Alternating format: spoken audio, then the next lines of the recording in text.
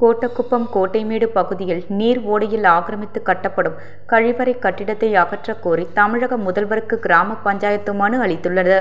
விழுப்புரம் மாவட்டம் கோட்டக்குப்பம் கோட்டைமேடு பகுதியில் நீர் ஓடையை ஆக்கிரமித்து கட்டப்படும் கழிவறை கட்டிடத்தை அகற்றக் கோரி தமிழக முதல்வருக்கு கிராம பஞ்சாயத்தார்கள் மனு அளித்துள்ளனர். கோட்டைமேடு ஒத்தவாடை வீதியில் நீர்நிலை வாய்க்கால் செல்கிறது.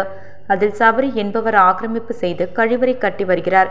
இதனால் அந்த வாய்க்காலில் கழிவுநீர் மற்றும் மழைநீர் செல்வது தடுக்கப்பட்டு பெரும் பாதிப்பு ஏற்பட்டுள்ளது.